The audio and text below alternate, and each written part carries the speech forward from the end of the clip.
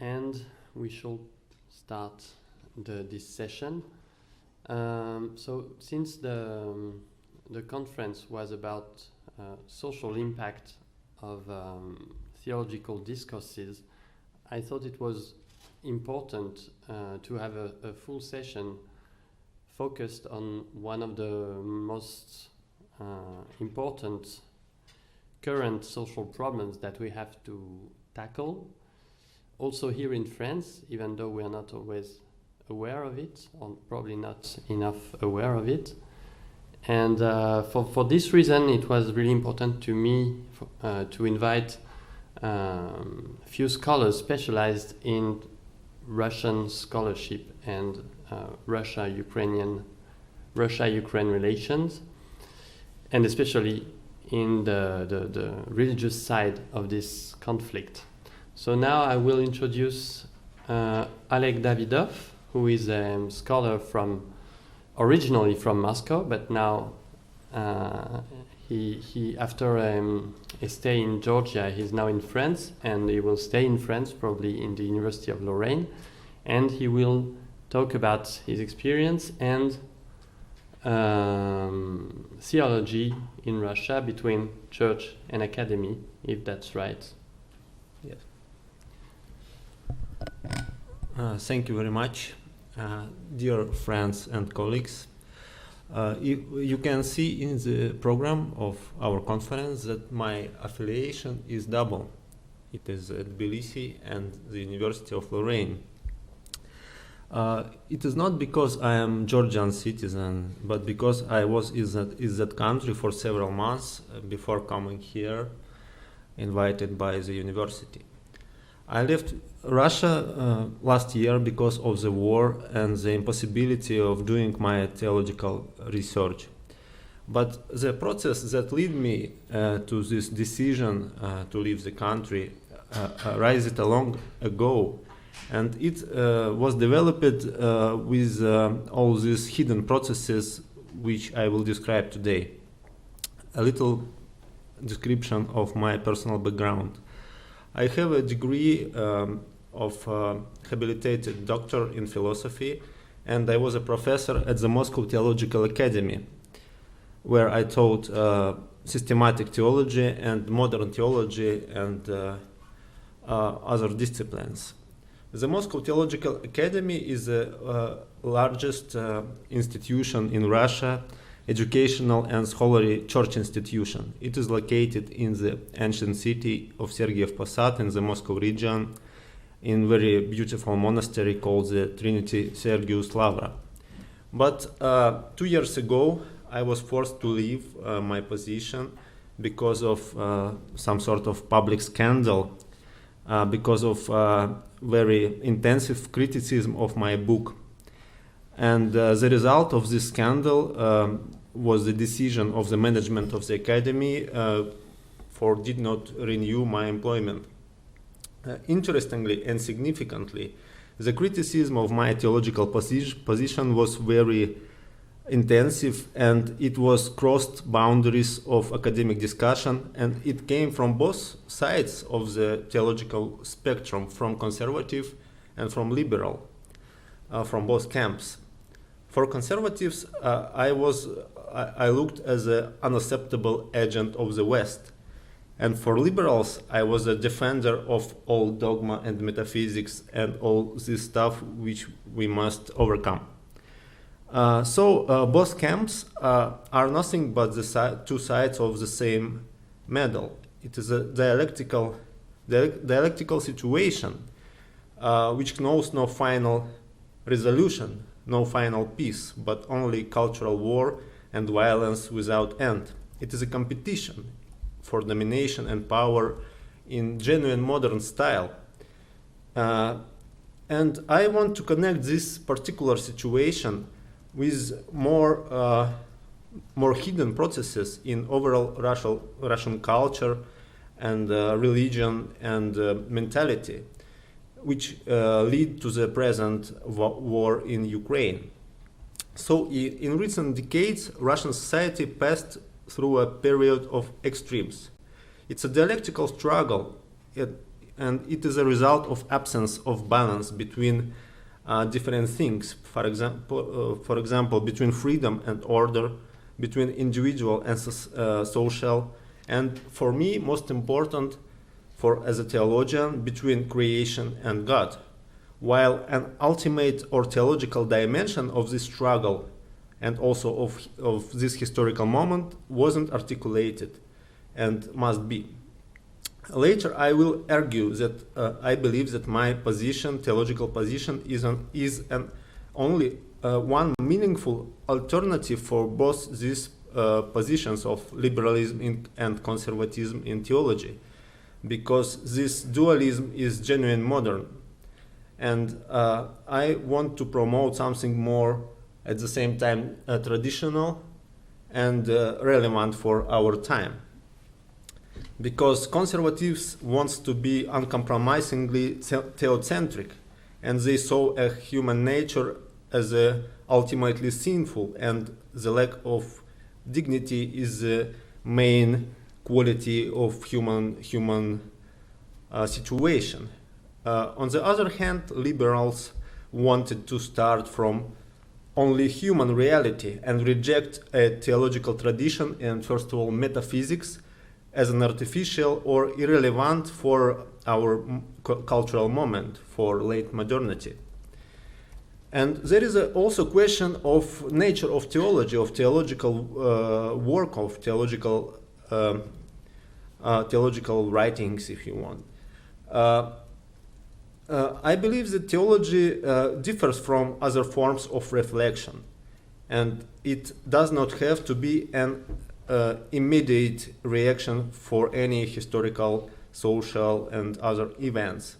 It doesn't mean that theology is nothing more as a residue of everyday life, but it has paradoxical nature of deep engagement within life, and also the possibility to transcend concrete situation for a new and multi-dimensional horizon.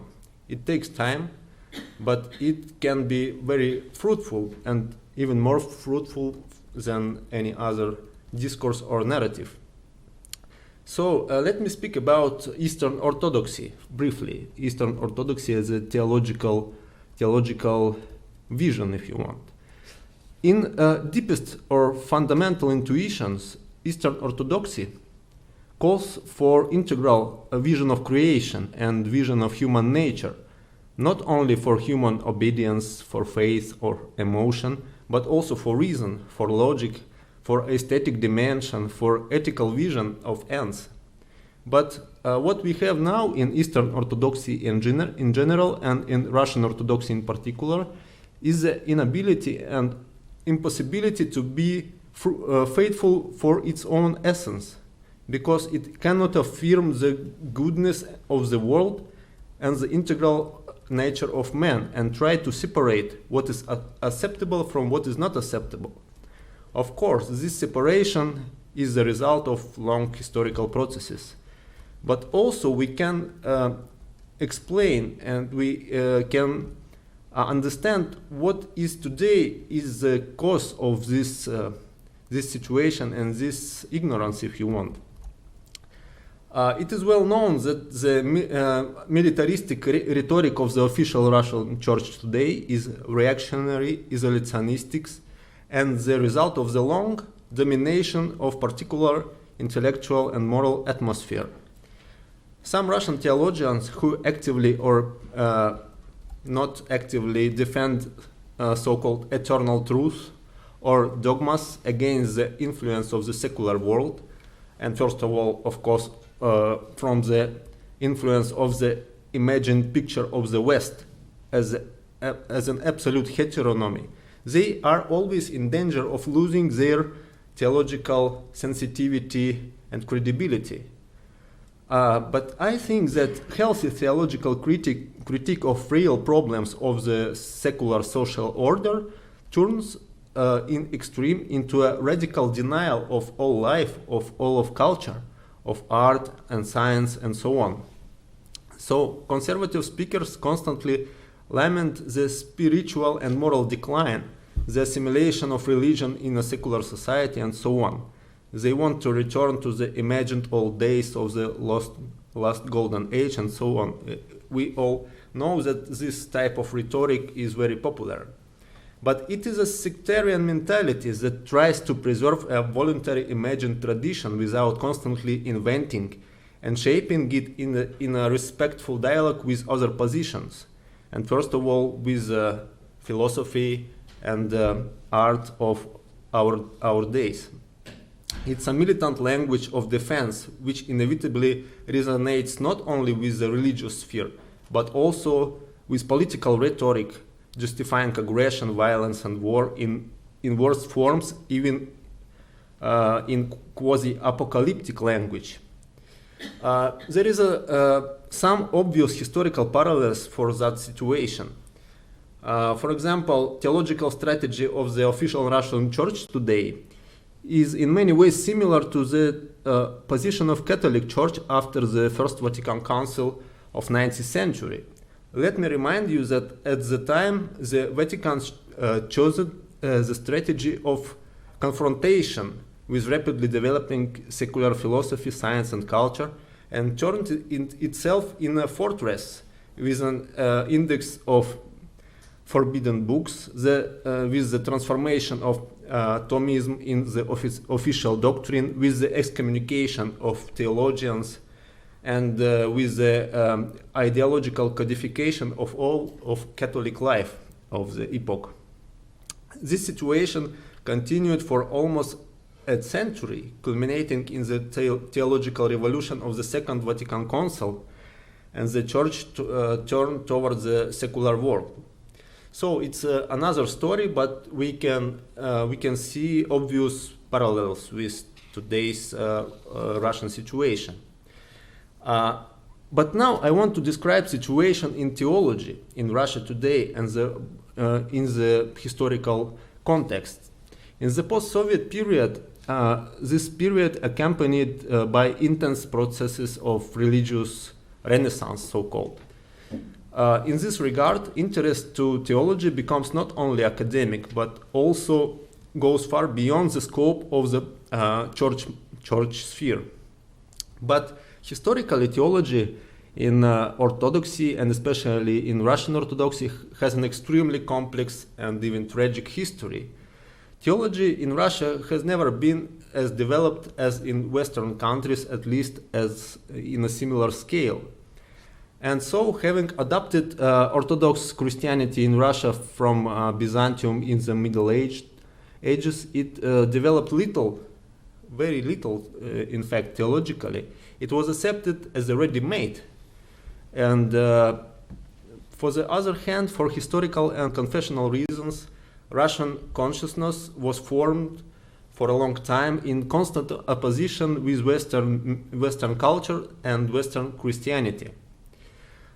The past century, 20th century, was a tragic one for religion in general and for theology in Russia. In Soviet period, theology did not exist under the communist regime for obvious reasons.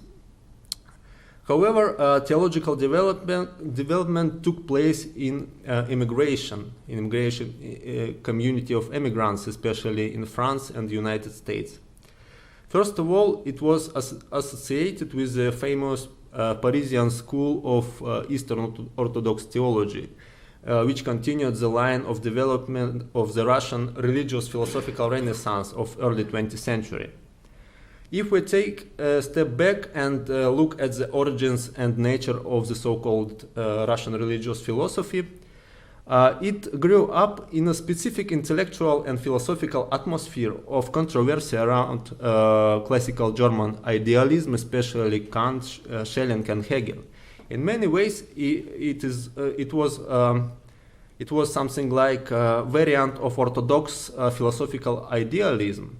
But on the other hand, it was an attempt to overcome secular tendencies in philosophy, to baptize philosophy anew in creating a more metaphysical view of things, a synthesis of the intuition of the early Greek fathers and the new philosophical developments.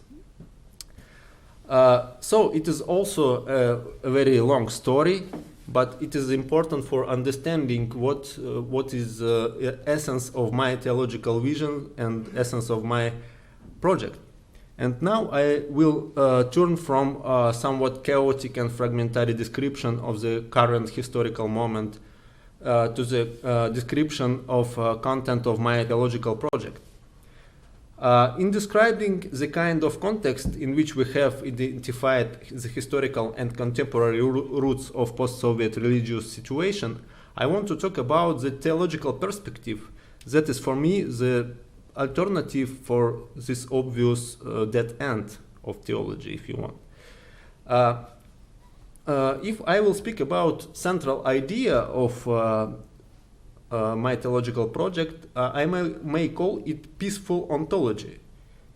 It may sound new and not traditional, but in fact it's only living continuation of the theology, Eastern Orthodox theology, from the Greek fathers to the present day. It can also sound romantic or even naive if as we will try to projecting our imagination onto a world, and which is not actually much that vision. But I must say that for theology, this form of criticism is not new, because it has accompanied theology through the history, through many centuries. Again, it must be emphasized that theology is not a rhetoric about the whole of Christianity of today or of the past, about particular churches or communities of believers. It's also not only a rhetoric of morality or a critique of secularization. So, theology is not a formal or self-referential affirmation, but an affirmation of being with a constant and critical dialogue with the philosophy of our time. Philosophy never lives in the vacuum. It is acculturated and needs to be at the level of the most important issues of our time. It has profound philosophical implications which are not something external to the nature of revelation or secondary to the practice of faith or church service. This does not mean that revelation is dissolved into a rationally comprehensible conceptual system or a set of analytical propositions. No, in the proper relation of the transcendence, the otherness of God is not erased but becomes even more clearer, nor does the being of the world become an autonomous, self-contained theater of hostility and war. Without a developed metaphysics of being that is aware of dependence of theology, that is, we can't understand revelation as a gift of difference, as analogous revelation of truth, which becomes basis of ethics, aesthetics, and theory of truth. What is crucial today is a developed and clear metaphysics of creation, of created being, the rediscovery of the inner goodness, truth, and beauty of the world, of nature and society as a similarity of divine, as a similarity of immanent divine being. Similarity means that creation has a relative freedom, relative being, and creation becoming itself only in realizing as an ultimate gift and image of transcendence. But it can sound very good and very romantic, but we must understand, we must realize that rhythm of modern history resonates with the dialectics or with the permanent struggle and passage from one opposite to the other and back in every dimension of life. For example, from anthropocentrism to theocentrism, from scientism to fideism, from militant secularism to militant clericalism, from right to left wings in political spectrum, from individualism to totalitarianism, and so on. There is no place of mediation for possibility for harmonizing of differences. And the main problem arising from this that differences are understood as conflicting, and identities in the world are existed in situation of hidden or open struggle, or concurrence at least. The inability to reconcile identity and difference leads to acceptance of a conflict as a norm. This also happens in the religious imagination, fascinated by the idea of struggle between finite and infinite, sanctifying the struggle within history. On the opposite, the peaceful vision of the world assumes that the existence of the world cannot be understood as such, beyond relation to the transcendent source of being. Created reality is an analogical expression of the immanent divine life. For Christians, it is the trinity of hypostasis and the unity of essence. And if we accept this framework, if you want, that being for us is understood not as the result of emanation or falling of the created world from the God, but as the creation ex nihilo, from nothing, as a gift of peace, as an alternative to various types of violent ontology and nihilism. So, idea of creation is not something of a part of all dogmatics, but idea of creation is very fruitful. I believe that theologian must reflect permanently on this mystery, if you want, because creation and deeper understanding of difference between God and the world, with the same time within a notion of similarity between them. It is a keystone of proper theology and proper metaphysics of the world. But it is not only Hegelian dialectic that sees being as divisive and confrontational. Also, we must mention Nietzsche.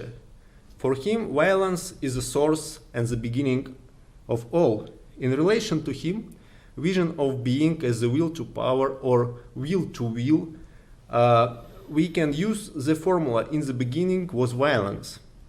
Because of the violent nature of being, the struggle between differences is inevitable and good for such a vision. And conflict is not a deviation from the original peaceful state or an excess to be overcome as soon as possible. It is the nature of being, and it must be accepted.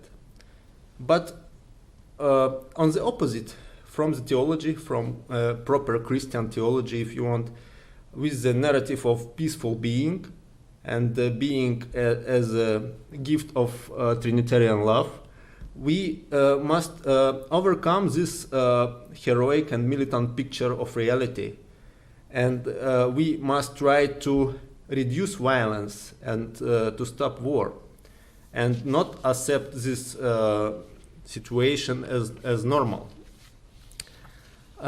Again, peaceful vision of reality is not something new, and it is not something as a form of dialectics. In this narrative, universal is not something like opposite of particular, and an analogical vision does not vaporize the created being into nothing, or in something secondary to divine, but it gives a vision or instrument to recognize the weight and dignity of difference as a peaceful analogical expression of divine perfections. To be attractive, to be fully aware of its message of eternal newness, which does not always succeed. It needs to have a special style of proclaiming of infinite peace, and has already, as has already been said, a current cultural and intellectual atmosphere is characterized by the universal silent consensus that being is conflictual by nature. but violence and conflict is not the nature of reality, because for Christianity, being is conditioned and set by the peaceful divine truth. Difference is not a cause of a conflict, but testifies to the fact that creation is inherent in radical harmony as a gift that evokes admiration and desire for the reciprocal gift. If difference is not harmonized with identity, but it opposed to it, such difference cannot in principle coexist with other difference peacefully. The unambiguously interpreted difference becomes the opposite to itself, and it's removed by a result of the dialectical struggle. So the only meaningful alternative to this ontology of violence is the ontology of peacefulness, of peace, where difference are not in the opposite one to another, but they are peacefully express internal dynamics of God's life. And this is an analogical language. And analogy makes it possible to reconcile identity and difference in a consistent and harmonious way without falling into a dialectical game, dialectical machine. I consider metaphysics to be a more universal and primary level of reality in relation to so-called phenomenological contingency. And I'm convinced that it is impossible to develop a successful critique of violence starting from any moral, political, or social phenomenology or theory that claims to be absolutely autonomous from horizon of theology. This is the reason for the absolute confusion of some intellectuals in the East and West before some historical events, because I believe they are lack of this theological horizon. But this framework is a challenge and at the same time opportunity for some religious and secular narratives and styles of life. But also, since the description of reality is no longer a story of struggle or conflict and war, then there is a space to build and provide peaceful social, moral, and cultural order of respect and recognition.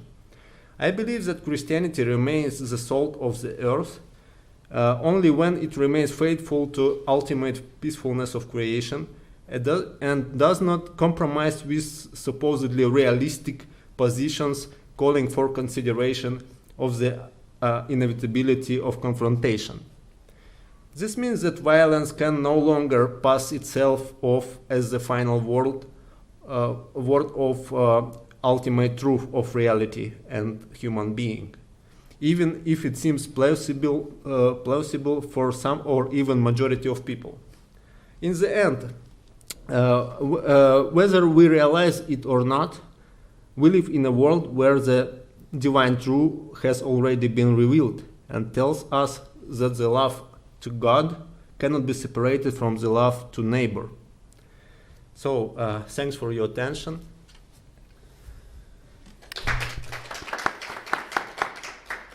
Thanks. I suggest that since we have 3 speeches in a row and then we have a round table, we listen to Sean right now and then we'll take questions afterwards. Maybe you could just sit next to so that he can get to the mic.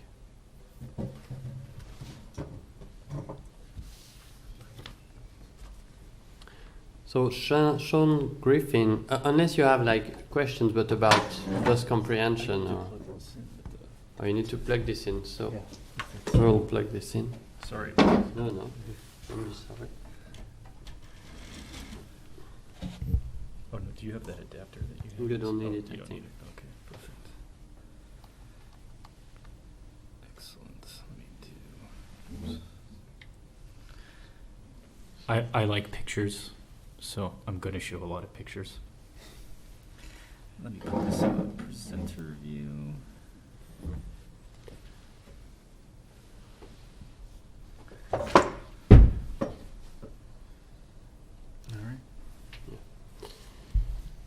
So Sean Griffin is currently a scholar fellow in College of Advanced Studies in Helsinki. He had a PhD from UCLA, and he's an interdisciplinary scholar who works broadly on relationships between Russia and Ukraine and like religious discourses that surround the relations between Russia and Ukraine. Yeah, that's right. And I'll actually be going, I got a job at the University of Notre Dame, so I'm moving there in 2 months. I didn't know that, so congratulations. Miracles can happen. All right, here we go.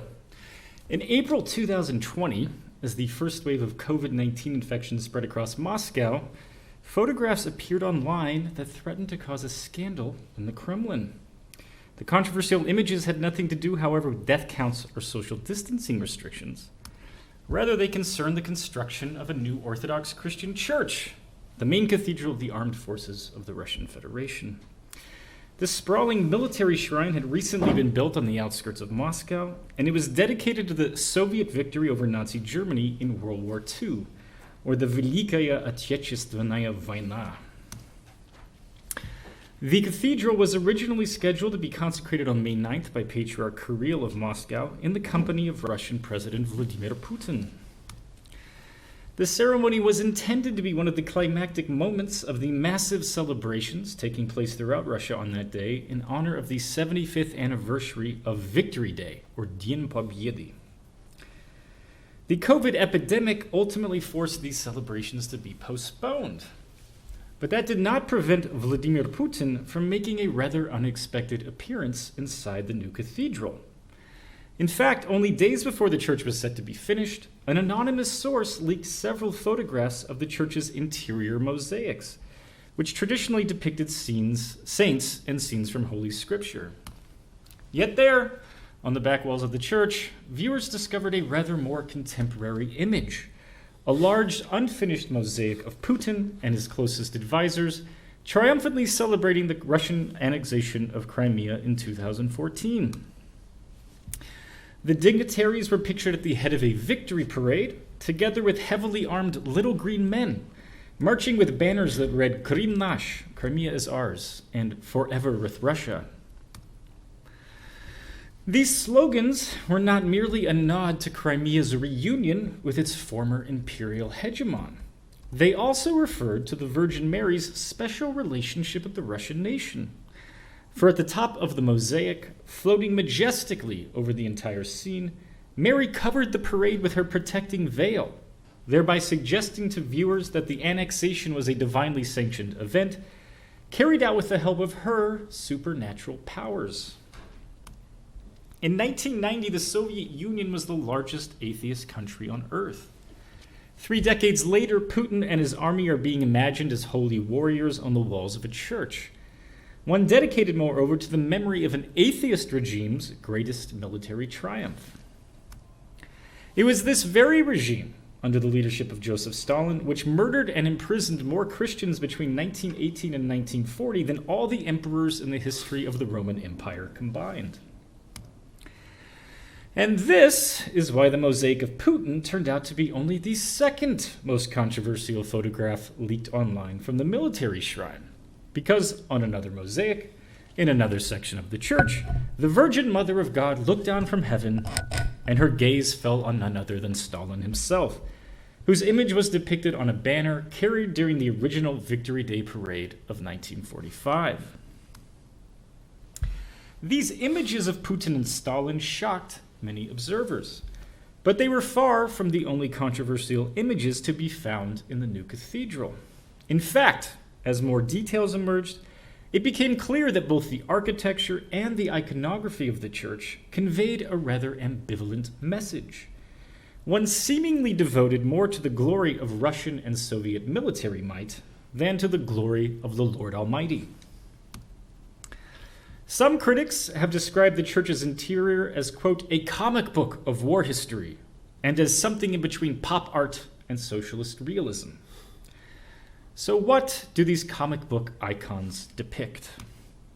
They show the armed forces of every historical era, from medieval Rus and the Russian Empire to the USSR and Putin's Russia, fighting sacred wars against their enemies. And the Russians win these sacred wars, the icons tell us, because they alone enjoy the special protection of God, his angels, and above all, Mary, the Mother of God.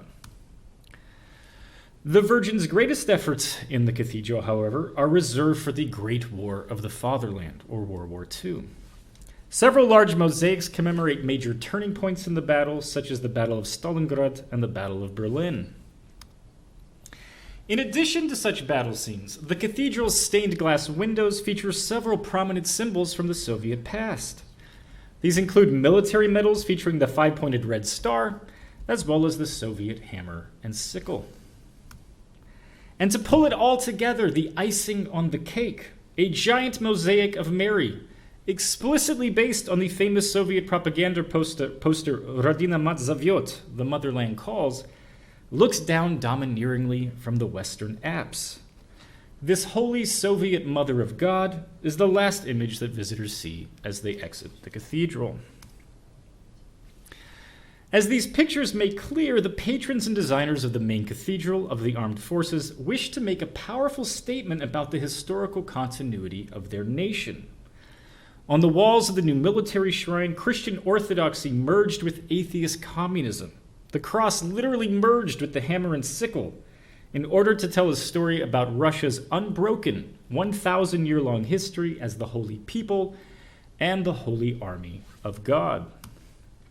Or as the dean of the cathedral, Bishop Stefan Privalov, expressed it, we are not talking about the geopolitical background of any particular era.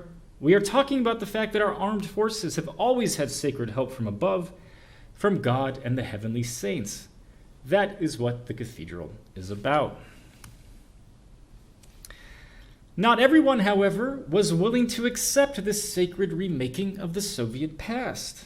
In fact, opposition to the project, and especially to the image of Stalin, quickly fomented both online and in the independent Russian press. Some of the cathedral's most outspoken critics were none other than the clerics of the Russian Orthodox Church. Metropolitan Tikhon Shevkunov, the man long rumored to be Putin's confessor and spiritual confidant, urged his fellow churchmen to, quote, turn on their brains.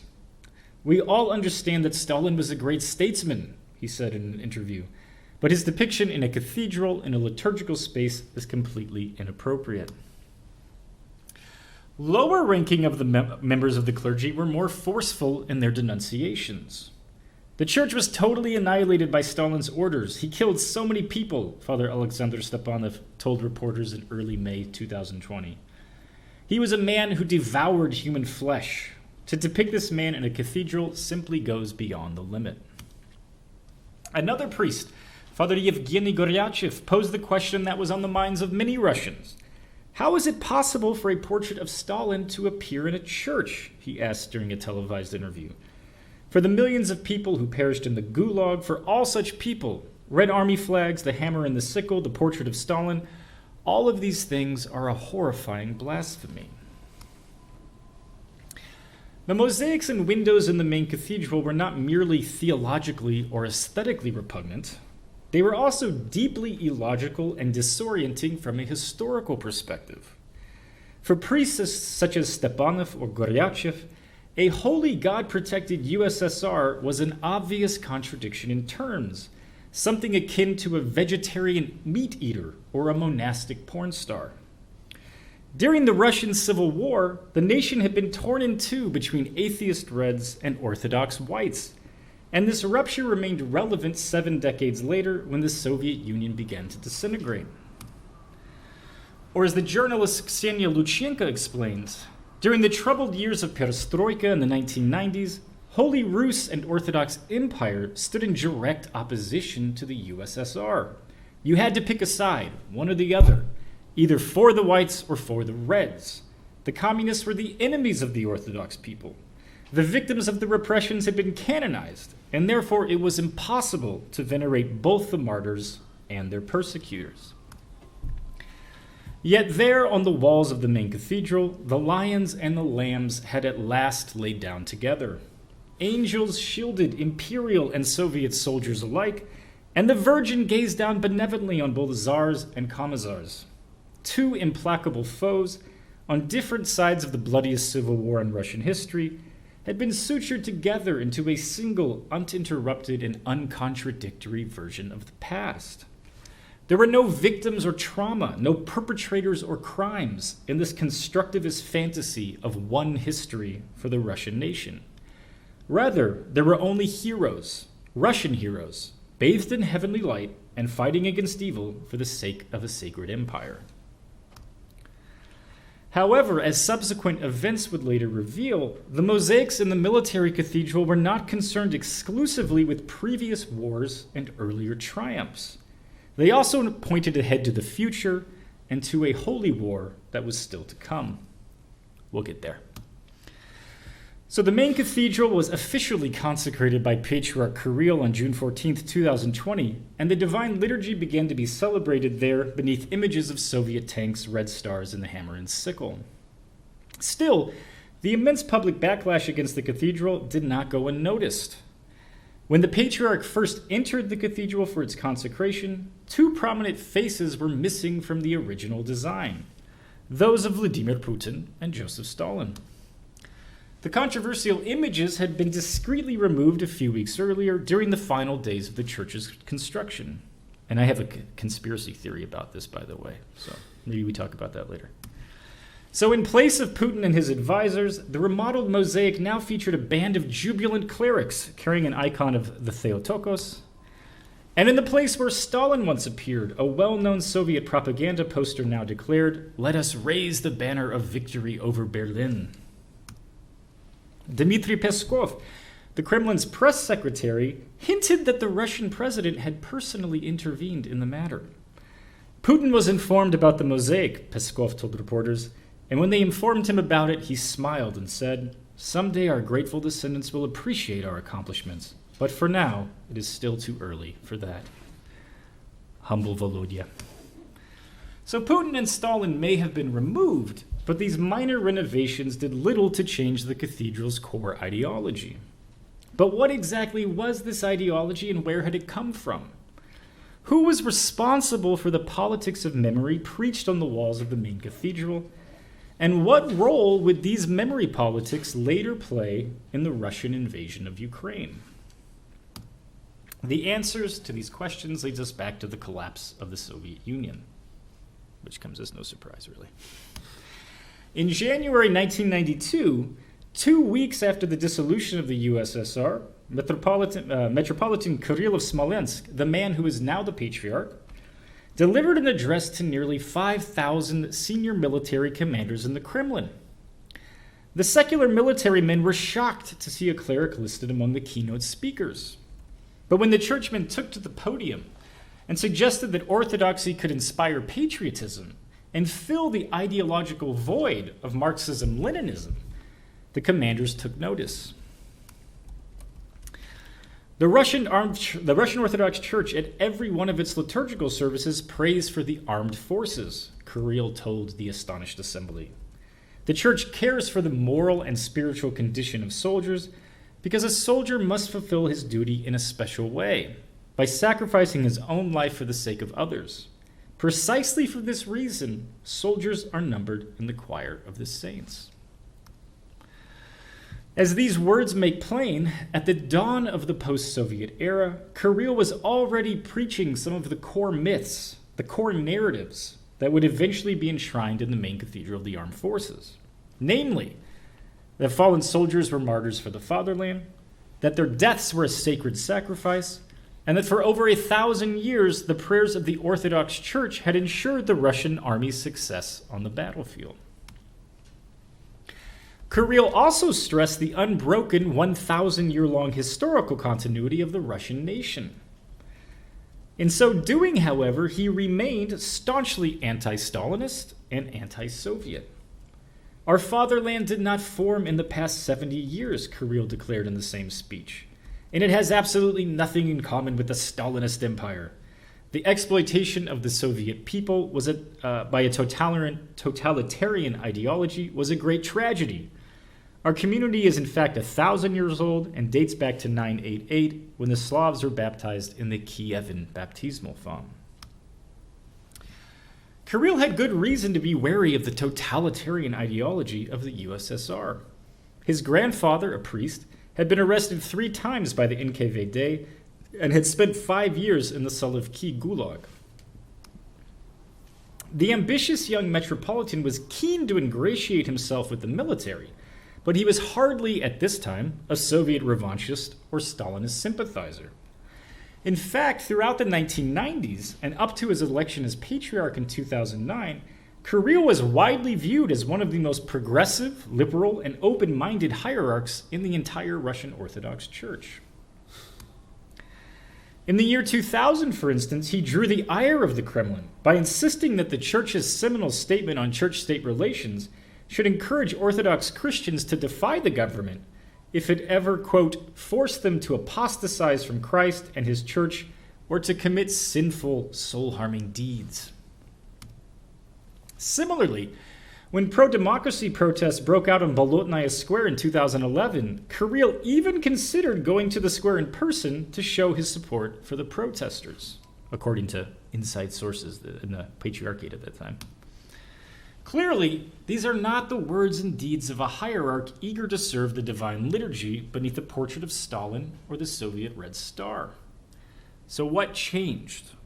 How did Kirill go from railing against the Stalinist empire in 1992 to personally consecrating a cathedral that glorifies that very same empire in 2020? Here is where Vladimir Putin and the May 9 holiday once again enter the picture. After the original celebration in 1945, no Victory Day parades were held on Red Square for 2 decades.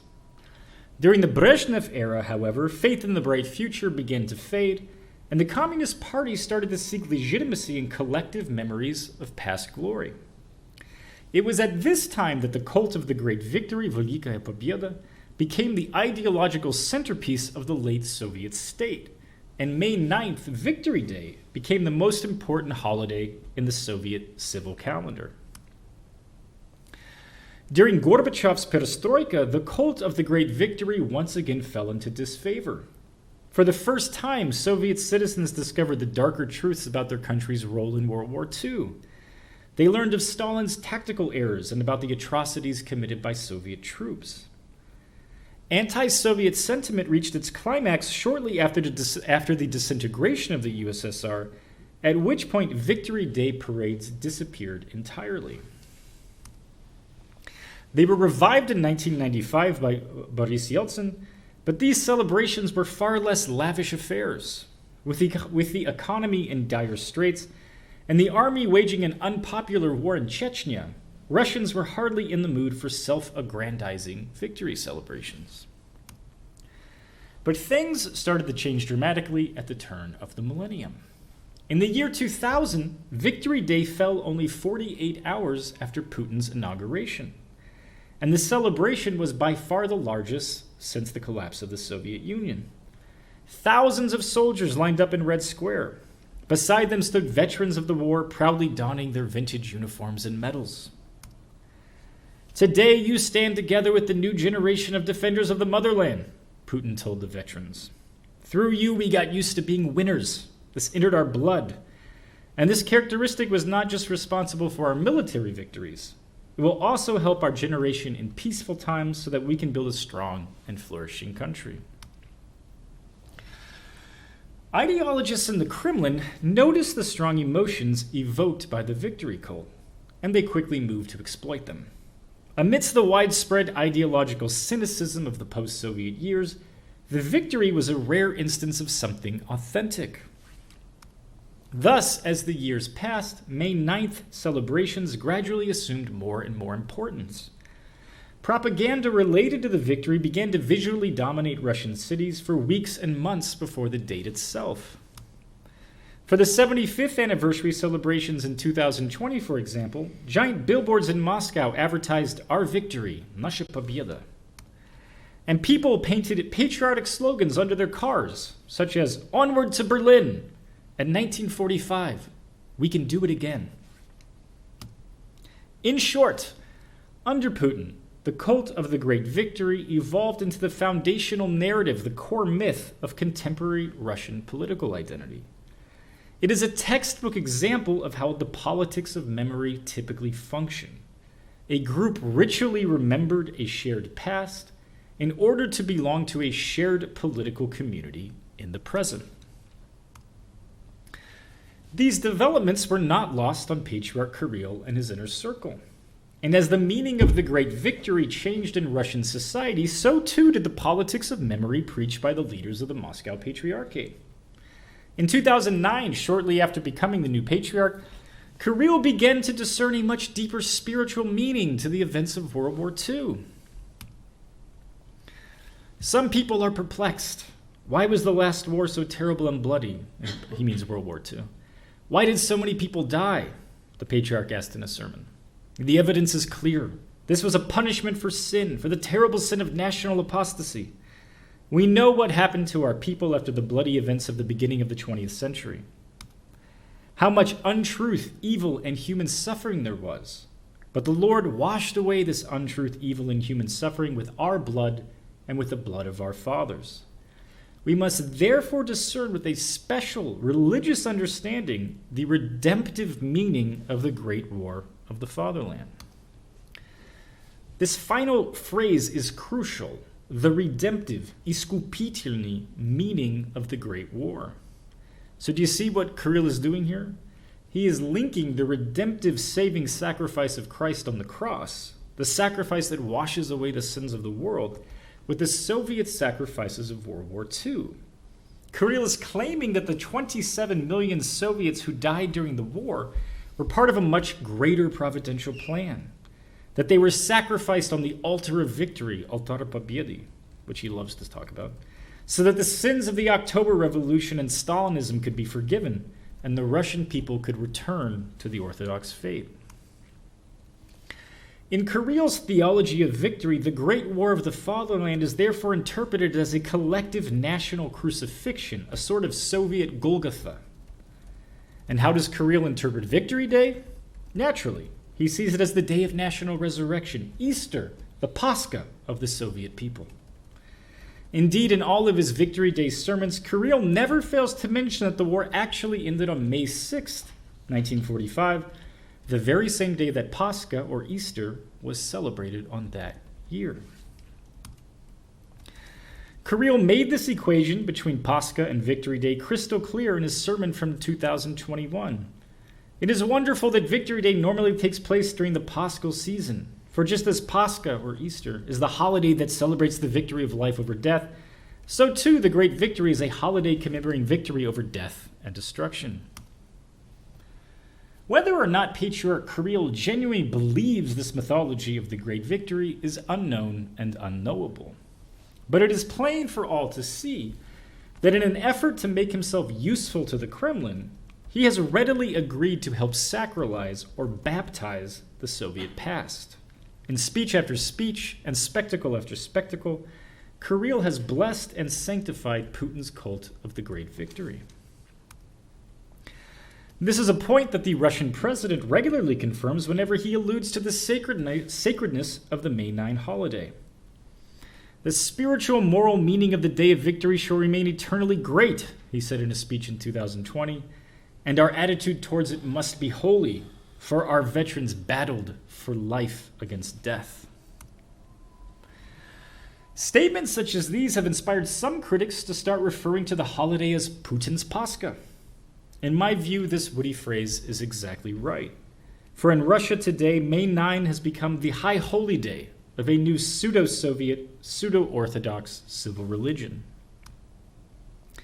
And it is precisely this civil religion, this cult of the Great Victory in World War II, that Russian leaders have drawn on when speaking about the invasion of Ukraine. In his speech announcing the invasion of Ukraine on February 24, 2022, for example, Putin made nearly a dozen references to Nazis and neo-Nazis, while also calling to mind the holy sacrifices made by the Soviet people on the altar of victory, altar Победы, Kirill's phrase, in World War II.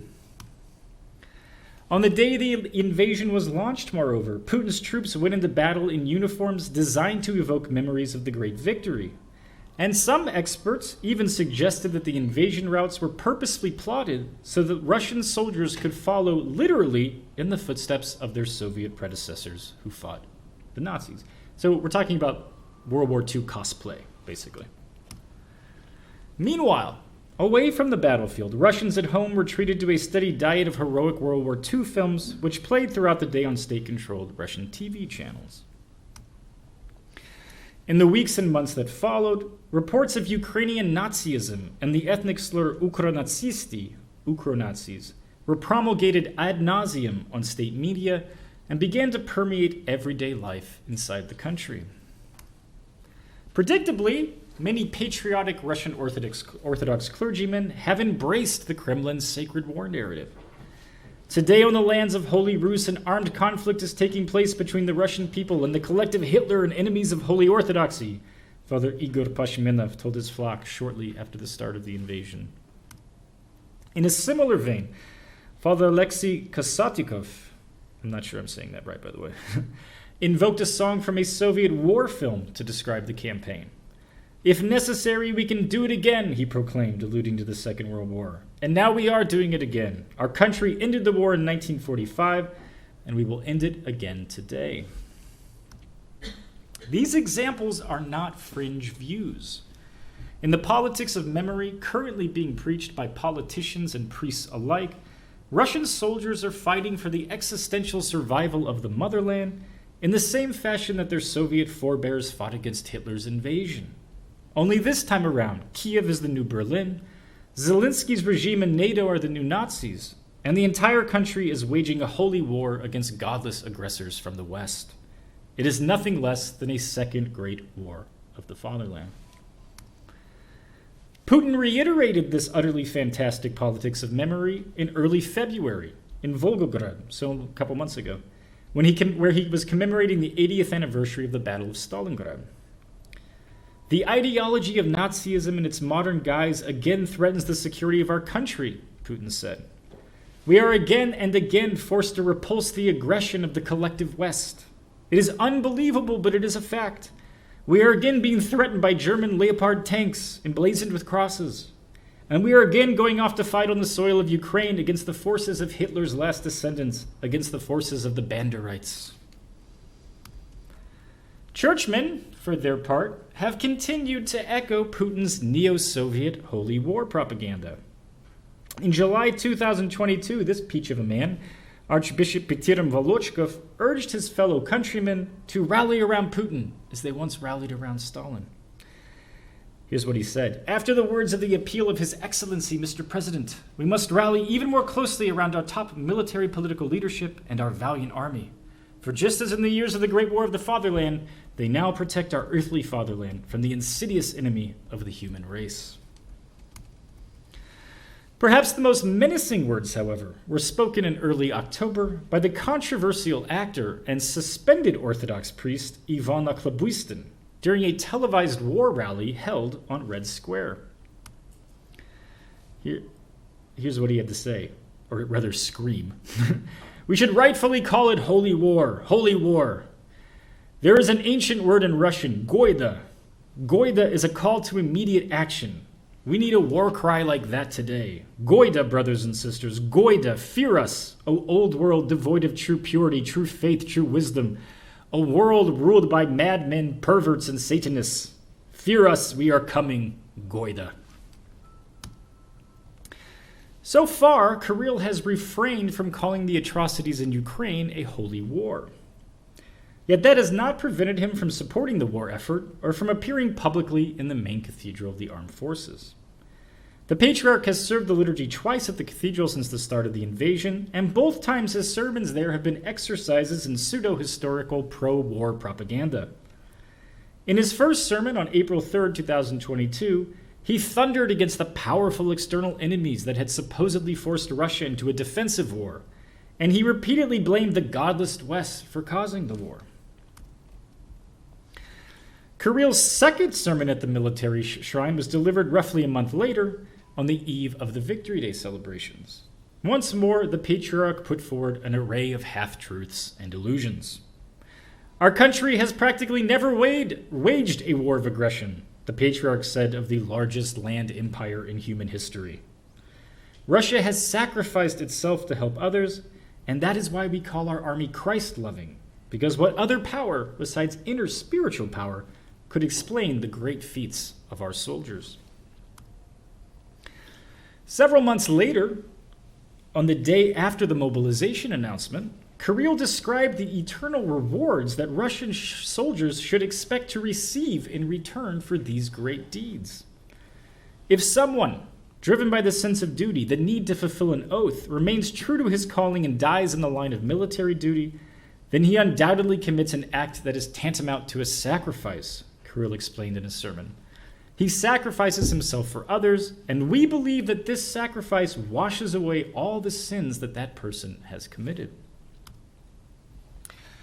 These remarks scandalized observers across the globe and prompted some critics to speak of Orthodox jihad. Yet despite the widespread media attention, the patriarch's remarks in late September were nothing new.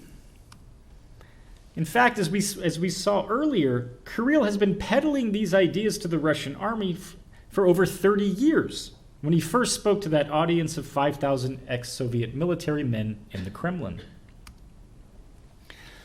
In addition to the patriarch's flights of fantasy, the cathedral has also been the site of several other propaganda stunts, all aimed at sanctifying the war effort. On March 31st, for example, Russian media reported that a wonder-working icon of the Mother of God, the softener of evil hearts, had begun to stream blood-red myrrh as soon as it arrived at the military cathedral. Some outlets interpreted the miracle as evidence of the Virgin's support for the Russian army. It apparently never occurred to them that another interpretation was also possible, namely, that the Virgin was weeping for the hardened hearts of the Russian invaders. Similarly, on the eve of the holiday commemorating the start of World War II, on June 22nd, the cathedral hosted another sacred object. In a solemn military ritual, replete with praying soldiers on bended knee, a Russian World War II veteran lit a ceremonial torch from the eternal flame of the unknown soldier at Brest Fortress, the site of the first Nazi attack on the Soviet Union. The elderly man then handed the lit torch to a newly decorated hero of Russia from the current conflict in Ukraine. The symbolism of the ritual was hardly subtle. The holiness of the Great War of the Fatherland had now passed to those fighting against Ukraine today. Next, the eternal flame was driven in an armored truck to Patriot Park and placed in the middle of the military shrine. The next day, clerics used the flame to light 1,418 candles inside the cathedral, symbolizing the 1,418 days that the Soviets fought against the Nazis. Highly polished propaganda stunts such as these stand in stark contrast to recent social media videos posted on Telegram since the start of the mobilization. One video, for example, showed a group of angry recruits openly rebelling against their commanding officer. During the scene, a middle-aged man in army fatigues railed vociferously against the lack of basic training and military equipment that his unit had received. "This is a profanation," the recruit bitterly cursed. "It is an imitation of gunfire, an imitation of training exercises, an imitation of combat formation." The exchange would be rather unremarkable in today's Russia, except for one minor detail. In the distant background, towering menacingly over the chaotic scene, stood the golden domes and camouflage-colored spirals of the main cathedral of the armed forces. Here, fantasy and mythology gave way to reality, if only for a fleeting digital moment. Imitation orthodoxy towered over the heads of an imitation army. The frightened and ill-equipped Russian conscripts looked nothing like the heroes depicted just down the road on the walls of the military shrine. I'm almost done, I promise. The mosaics of the main cathedral belong to the realm of sacred fantasy, but that does not mean that they are harmless.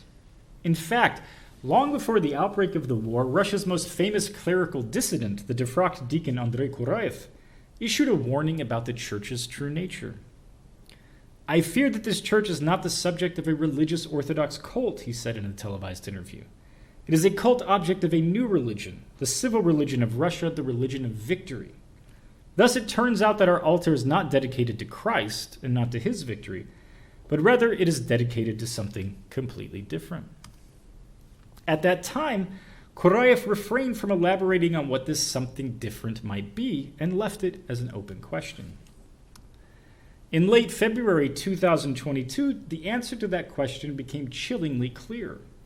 Putin's altar of victory was not dedicated to Christ, as many critics had long known, but rather to the idols of sacred Russian Empire and holy war. Thus, seemingly overnight, the cult of the Great Victory was transformed into the war cult of the Russian invasion, and the holy war against Nazis in World War II was transformed into the pretext for a new holy war against Ukronatsisti in Ukraine. Idols are not self-sufficient constructions, however. They are never built for their own sake. They are designed to curry divine favor, and that favor requires sacrifice. After over a year of bitter fighting in Ukraine, there can no longer be any mistake about what Putin has chosen to sacrifice upon his altar of victory. It is the blood of hundreds of thousands of Ukrainian men, women, and children, and perhaps an even greater number of Russian soldiers. While such sacrifices have no place in the Gospels, they are surely pleasing to the idols of the Great Victory and the main cathedral of the armed forces. Because this is the story that the mosaics inside the cathedral ultimately tell. That no matter what historical path Russia takes, and that no matter what regime is in power, whether its leaders are building churches or building gulags, and whether they are baptizing Kievans or bombing them, God is always on their side. Mary, Rodina Mat, the goddess of war, never abandons them. Thank you. Dmitry Uzlaner is currently affiliated to Innsbruck University in Austria, and he was part of the post-secular conflict research group, which was a group of scholars studying, post-secular conflicts. He will tell us more about this. And he just published a fascinating book about Russia called The Moralist International, Russia in the Global Culture Wars. And I guess that his speech will be mostly about what you found out and what you disclosed in this book. And so we will hear you talking about religion in Russia, secularization, and the logic of global culture wars. Culture wars. Okay. Thank you very much for introduction, and thank you very much for the possibility to talk. Yes, my presentation would be devoted to the topic of religion in Russia, and I would like to describe the two general narratives that shape the religious situation in today's Russia. The first narrative is that of securitization, not secularization, but securitization, and how this securitization is projected in the sphere of religion. I mean, the so-called spiritual security. And the second narrative, the second logic, is that of global culture war, and how this logic of global culture war is connected to Russia and religion in Russia, and in particular to Russian Orthodox Church as the biggest religion organization in Russia. And these narratives, they have an enormous influence both on Russian domestic and Russian foreign policy. So first I will talk about securitization of religion and about the concept of spiritual security. So the concept of securitization, it was first introduced in the theory of international relations to describe the process of turning a certain issue from an ordinary issue to an issue of security, with all the ensuing consequences. However, the term turned out to be relevant not only in the context of international relations, but also in the context of describing religious dynamics. So in this context, securitization refers to the process of transforming the religious sphere into a sphere subordinated to security considerations. And the case of Russia is a very good case representing this trend. So the issue of security as such has come to the forefront in Russia in the last several decades, since the late 1990s.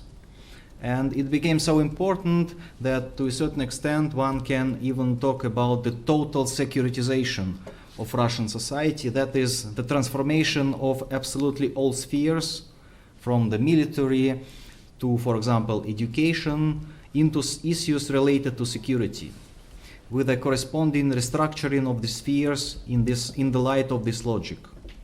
And in Russian context, this logic is built on the idea of an external threat, which has not only a material dimension, but also an intangible one. That is, it's not only a threat of military attack, but also a threat of destructive influence in culture, for example, or in education, which threatens to render the country helpless to external invasion or to destruction from within. And according to this logic, this influence should be limited by the state. And this logic, it became to permeate the religious sphere as early as the 1990s, and even resulted in the emergence of a special term to denote this aspect, the term spiritual security.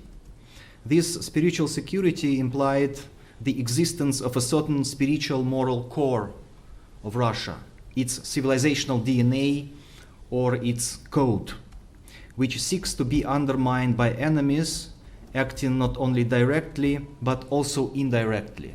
For example, through sending missionary groups to Russia or supporting those religious associations in which the defenders of this spiritual security see a threat to this core. So this logic was exploited by the secular bureaucrats. For example, since the year 2000, it starts to play a significant role in the national security concept of Russia. And it was also used by religious bureaucrats, who used it to warn society about the danger of foreign religious groups coming to Russia and converting former atheists into non-traditional religions. So the rise of spiritual security concerns could be connected to unlimited religious freedom which existed in Russia since the collapse of the USSR. This freedom was considered to be dangerous, as it allowed new religious movements to convert Russians into their faith and to compete with more established religious organizations that perceived this as a threat. And the Russian law of 1997, which is called the Law on Freedom of Consciousness and Religious Associations, which limited this freedom, it partly resulted from these considerations. But with time, the scope of this concept started to enlarge. And what was originally meant primarily as a concept against unlimited religious freedom came to include all sorts of measures, boosting demography through the promotion of traditional family values, combating extremism, promoting harmonious inter-ethnic relations inside Russia, defining moral guidelines for Russian foreign policy, combating foreign agents on the level of civil society and media. So this concept started to expand. It included more and more things. However, I should say that until the second decade of the 21st century, this logic, which demanded that the state take firm action against those perceived as a threat to this spiritual security, it was balanced by the presence of another position, emphasizing human rights and religious freedom. But in the second decade of the 21st century, this balance was radically disturbed. These considerations of security got the upper hand, while the opposite position was branded as anti-Russian and itself became part of this securitization thinking. So it was considered as dangerous for national security. And this logic of securitization leads to visible changes in Russia's religious sphere. In particular, this logic leads to the persecution of so-called non-traditional religions. This applies both to those religions originating outside Russia and to those that have emerged within Russia itself. I mean, the best known example of such persecutions is the persecution of Jehovah's Witnesses, who were declared extremists in 2017. Since then, not only have religious communities associated with this organization been dismantled, but hundreds of ordinary members have also been persecuted. The organization has been accused of extremism, and in particular, one of the claims, which I think is absurd, was an attempt to link the organization's activities to the formation of, it's a quote, a type of people who could become terrorists. As one expert claimed, through this organization, a part of the population is forming a worldview according to which it is possible to disobey the law of man. So basically they were accused of creating a threat to security. And other examples are the Church of Scientology, the Church of the Last Convent. So these organizations, they were persecuted on various grounds. However, behind these different official accusations, one can find one and the same narrative, that of non-traditional religions posing a threat to the public welfare and often acting in the interest of foreign powers of influence aimed at destroying Russia. And the flip side of this process is the rhetoric of traditional religions, which are perceived as those that, on the contrary, create and protect the spiritual and moral core of Russia. These include the Russian Orthodox Church, but also a number of other religions like Islam, Buddhism, Judaism. Some religions are in the liminal zone. Sometimes they are allowed to be among the traditional ones, sometimes not, like Catholicism, Protestantism, shamanism. So securitization is a very important process that determines religious situation in Russia in the recent decades. And here one can ask the question, what is the role of theology in this process? I mean, this could be described in strictly secular terms. I mean, security is a special concern for secret services, whose influence has been rapidly increasing in the last decades. I mean, expansion of the meaning of security could be seen as a logical parallel to this process. And for Russian Orthodox Church, which is very active here, this struggle with non-traditional religions also has a very particular cynical meaning. It fights with rivals on the market of religious ideas, and it has to resort to non-market measures, I mean, assistance from the state, because its rivals turned out to be more efficient in converting new adherents. And by appealing to security, it resonates with the worldview of the ruling elites tightly connected to the secret services. However, this process could be seen as also theologically motivated, because on the one hand, it resonates with the traditional Russian Orthodox struggle with sects and heresies, now branded as totalitarian sects and destructive cults. They are diverting people from truth, and for that reason must be stopped. On the other hand, it also resonates well with old theological concepts describing special mission of Russia in the world. For example, this idea of Russia as a katechon. I mean, the force that prevents the world from sliding into chaos and total moral depravity. And this unique role of Russia, it justifies the necessity to defend its spiritual core, and also explains why enemies want to destroy it so much. So here we deal with a two-sided process. On the one hand, we have this secular logic of securitization. This secular logic of securitization, it starts to permit church mentality. So church actors starts to use it. It becomes part of church's self-understanding, at least for some groups inside the church, as Boris Knorre and Alexandra Zasyadka, who do research on today's orthodoxy, they describe this as, I quote, the language of secret services in the service of faith. On the other hand, it resonates with some theological currents, which leads to the sacralization of this logic. The struggle for security becomes elevated to the status of supreme moral mission, and persecution of enemies to the status of eschatological battle. But this logic of securitization, it is not enough to understand the full picture. We need to supplement it with another narrative, that of global culture wars. The narrative of spiritual security is built around the idea of some precious core, dimension of values, spirituality, morality, which needs to be protected from those who directly or indirectly undermine it.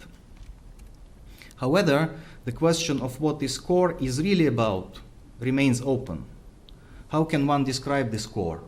What is this tradition that traditional religions are representing?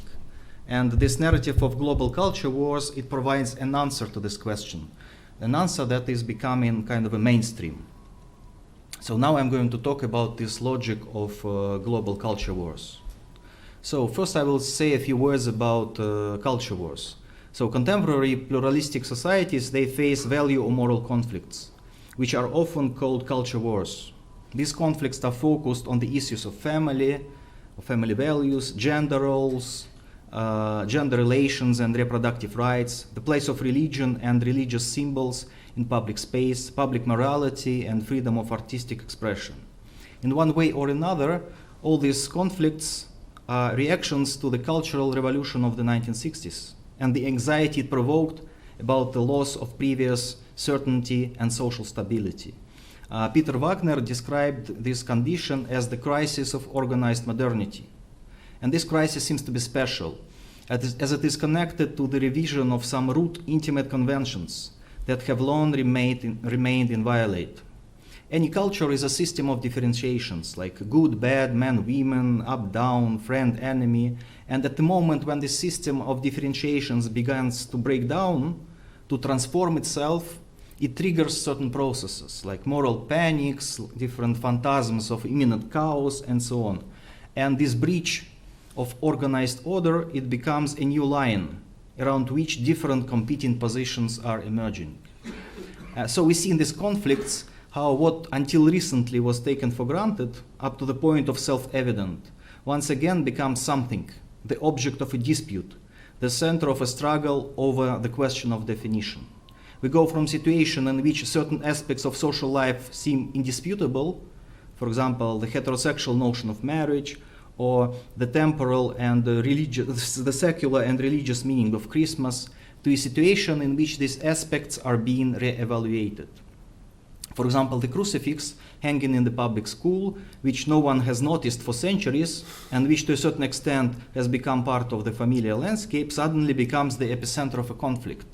It begins to be interpreted as a violation of the principle of the secular state, as an instrument of religious indoctrination of children, creating a rift where before there was an indifferent clarity. So two positions, two struggling camps are forming around this ambiguity. One is progressive, moving towards a reconsideration of the previous clarity in favor of inclusiveness, taking into account the plurality of modern society and caring for those who have been neglected so far. And the second is a conservative, traditionalist, which puts forward a kind of former moral order symbolized by traditional religious values as something that is threatened by the hasty promotion of a progressive agenda. So usually when one speaks about culture wars, one means, first of all, the situation in the US in the second half of the 20th century. And the classic work here is, of course, the work by James Davison Hunter called Culture Wars. And it's in this book that Hunter develops the concept of culture war, through which he tries to make sense of the confrontation that has been unfolding in American society since 1960s, 1970s.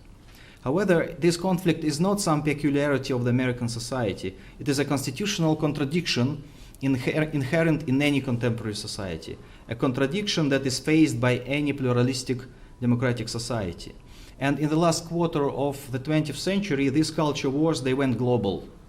And one can witness their transition to the transnational dimension. And these two positions, representing the two sides, have turned into two global transnational ideologies, with a similar repertoire of arguments and strategies of action. In particular, this contemporary social conservatism has turned into a transnational global ideology with extensive networks of conservative actors and organizations operating all over the world. Now I pass to Russia. So this logic of culture wars, it has begun to spread actively in Russia since late 1980s. Within a few decades, it has succeeded in transforming itself from a marginal to the dominant narrative framework through which the Russian regime and its ideologists view what is happening in Russia, both in its domestic and foreign policies. This logic provides an answer about the content of this precious core that must be defended. This core, according to this logic, is that of traditional values.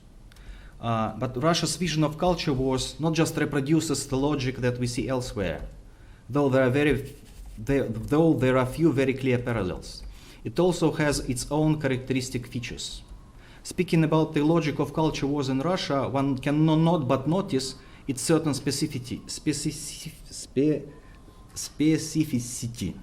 If in the American context, war refers rather to the image of a civil war, that is, to the image of the confrontation of different groups within one society, that is, pluralism is recognized.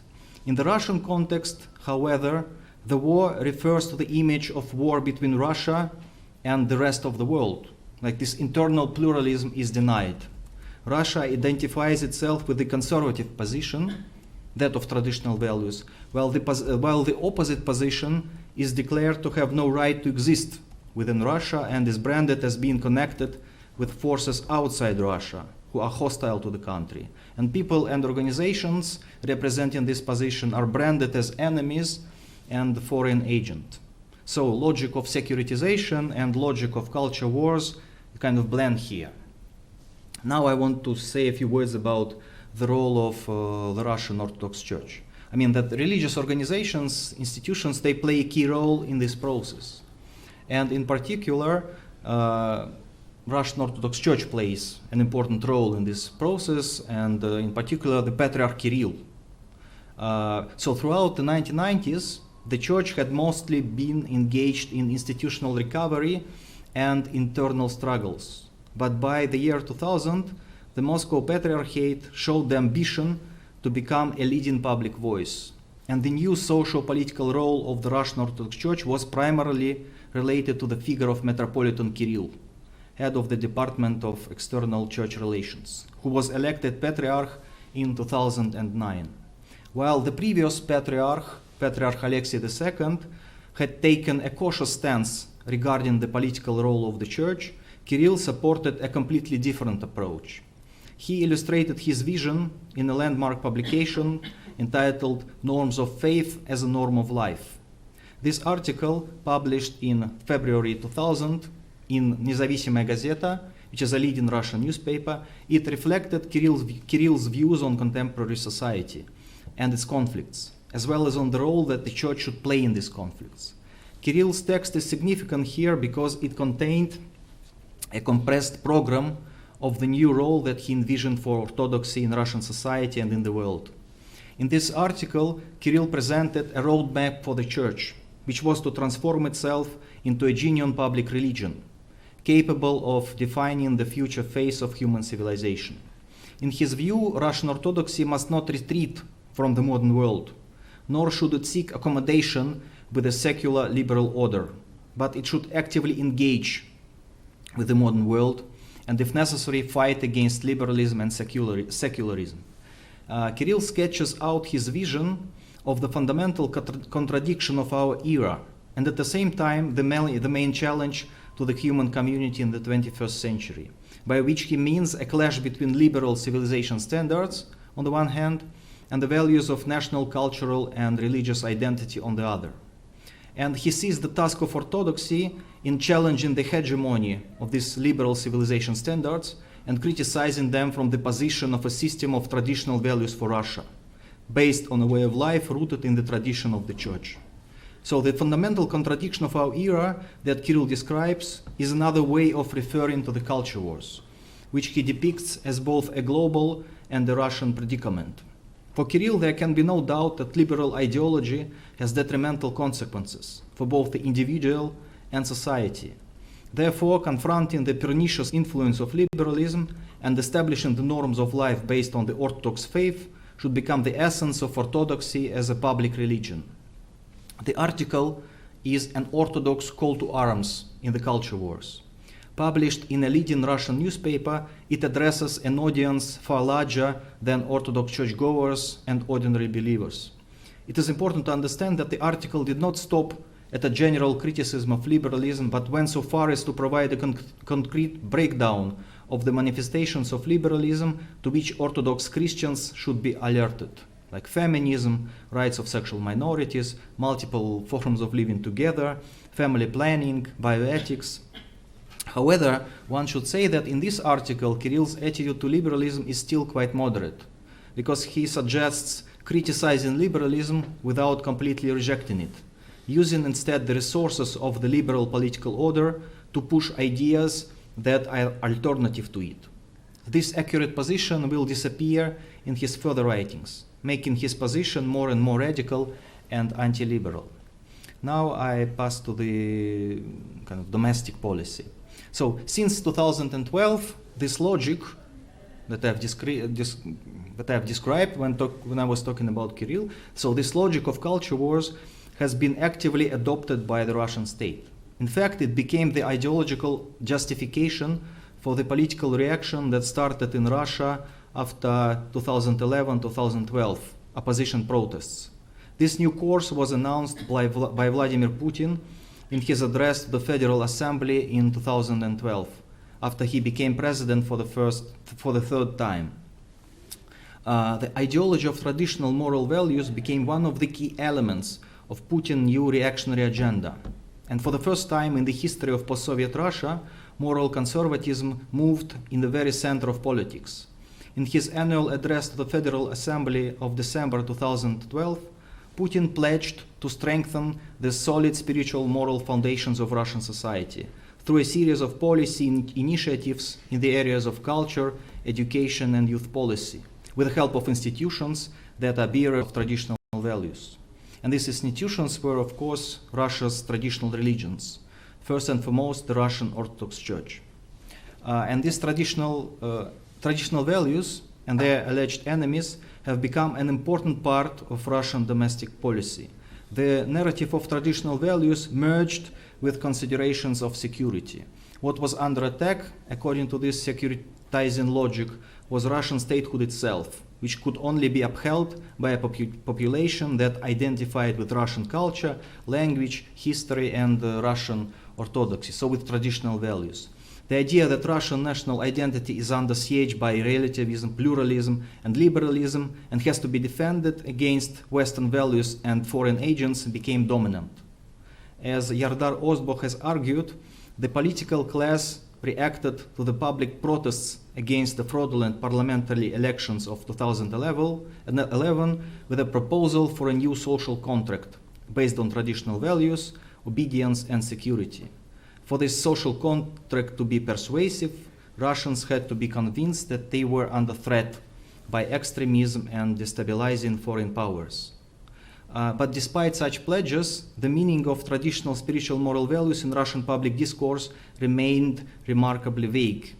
Few official documents tried to provide a definition.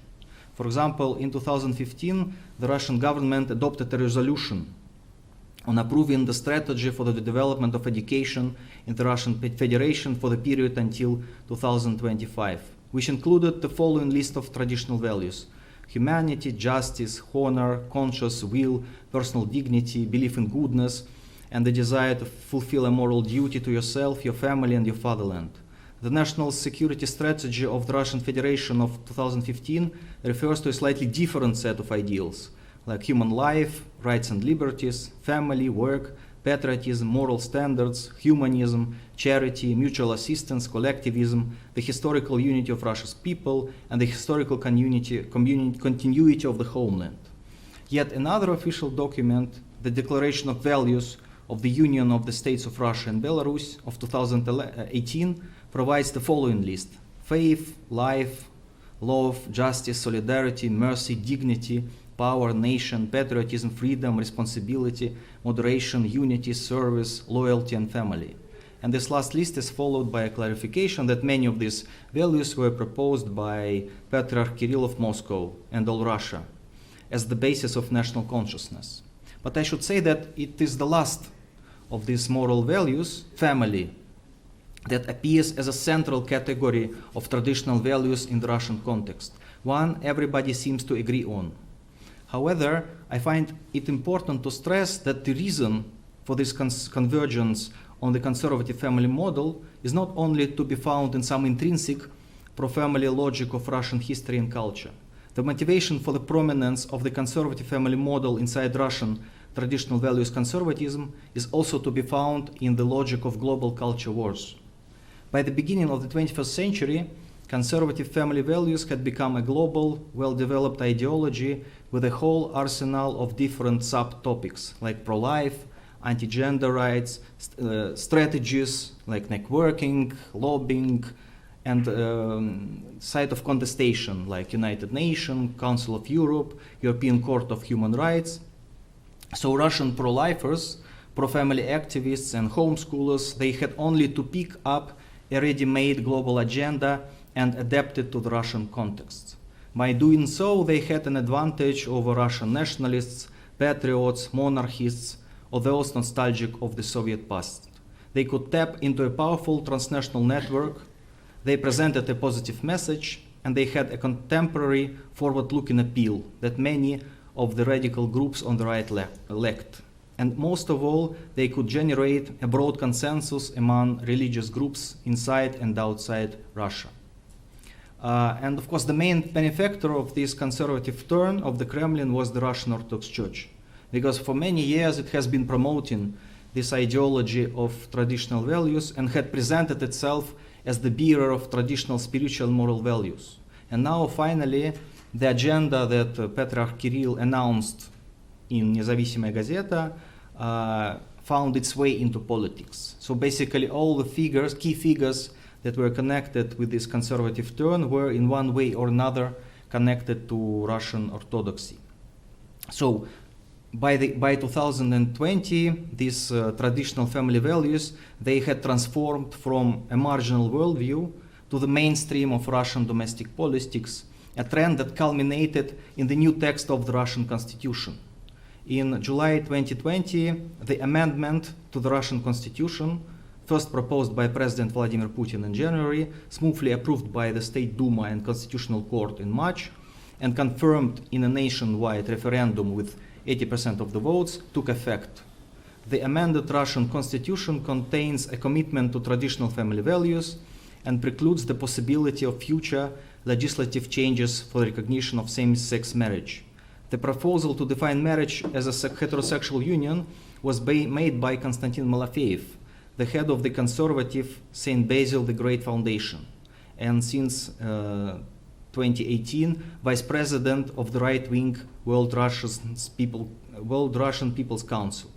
Malafeyev suggested that the constitution should define marriage as being between a man and a woman to create a barrier to the legalization of same-sex marriages. He was immediately echoed favorably by the press speaker of the Moscow Patriarchate, Vladimir Legoida, who added that the phrase traditional family values should be enshrined in the constitution. Both additions found their way into the amended constitution.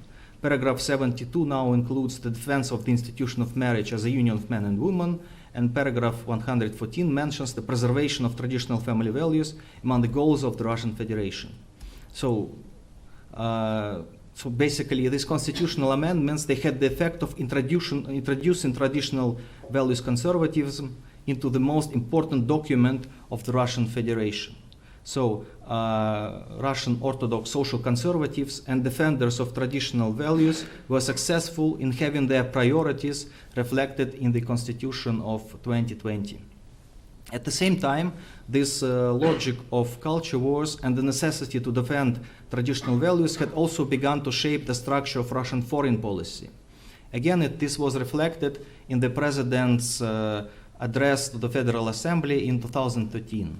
He said, I quote, "Moral and ethical standards are now being revised in many countries. The destruction of traditional values from above not only leads to negative consequences for societies, but is also fundamentally anti-democratic, as it is carried out on the basis of abstract ideas, contrary to the will of the popular majority, which does not accept the ongoing change and the proposed revision. And we know that there are more and more people in the world who support our position to protect the traditional values, and that for 1,000 years have formed the spiritual and moral basis of civilization of every nation, the values of traditional family, true human life, including religious life, life not only material but also spiritual, the values of humanism and diversity of the world." So two crucial elements of this vision of foreign policy are encoded in this quote. On the one hand, the criticism of the West and accusations that traditional values are being undermined there. One can call this like this moral anti-Westernism. On the other hand, the emphasis on building anti-liberal, anti-Western coalition of those forces that do not like such undermining. So the West, in this view, becomes the collective symbol of all possible sins and threats. According to Russia's anti-Western thinkers, such things as immoral liberalism, LGBTQ rights, blasphemous contemporary art, they all derive from the West. Western civilization, as it is repetitively portrayed by the president and the patriarch, has lost its moral and religious Christian foundations. It legalizes sin and transforms itself into an apocalyptic image of the kingdom of Sodom and Gomorrah. This immoral West is portrayed as trying to seduce Russia, which in turn becomes the collective symbol of all that is righteous and virtuous. According to Russian traditionalists, Russian civilization, in contrast to Western civilization, still adheres to its religious foundations, and is the one remaining stronghold of Christian morality in the world. Within this Russian civilization, there is no place for antagonists, as all basic elements of this idealized Russia, the people, the state, and of course the church, fit together harmoniously. Whoever is not in agreement with traditional values and the social consensus around the Russian civilizational model must be a foreign agent motivated by alien motives. Moreover, this Russia has a mission not only to save itself from subversive influences, but also to help the West to overcome its current moral spiritual dysfunction. Russia's new moral anti-Westernism, in other words, is no longer isolationist, but instead kind of expansive. And this expansive anti-Westernism leads to the idea of kind of a messianism, of a mission.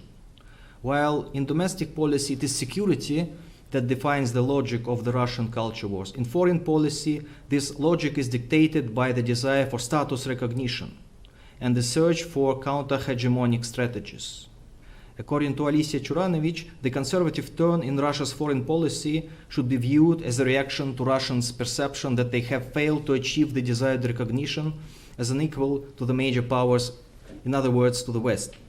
The end of the USSR reinforced Russia's sense of having been boxed into a corner after 1989, whereas it considered itself a partner in the new system of international politics. This, in turn, gave rise to the narrative of Western persecution, of Russophobia and humiliation, reinforcing traditional narratives about the fundamental incompatibility between Russia and the West. This perceived non-recognition drives Russia's attempts to challenge the hegemony of the liberal international order and to become a force to be reckoned with in the management of global affairs. For the last 2 decades, the foreign policy doctrine of the Kremlin had been oriented towards the search for some alternative value foundation. And the values that Russia eventually settled on are the values of transnational conservatism. This messianism stands in a long tradition of seeing Russia as having a special mission in the world. What is new, however, is the content of this mission in the 21st century. Instead of leading the world to the ideals of communism and classless society, instead of fighting reactionary forces of religion and capitalism, the essence of Russia's mission in the 20th century, Russia has shifted to social conservatism and the defense of global moral majority against the powers of godless, immoral liberalism. Okay. So such a new vision of foreign policy has led to Russia's attempts to promote itself in the transnational networks of conservatives and to emerge as the leader of these networks, proclaiming itself as the last stronghold of conservatism. This is exactly what we describe in the book that Anthony mentioned in the beginning. And this strategy, it manifested itself in a series of activities by state diplomats, religious bureaucrats, and civic activists associated with the Russian Orthodox Church. And this policy yielded some results. But I should say that the war with Ukraine, it seriously undermined Russia's position in these networks, making any cooperation with Russian actors toxic and dangerous, particularly for Western partners who had previously actively engaged with the Russian side. Well, I think I will stop here and we can discuss during the roundtable. Yes. Thank you very much.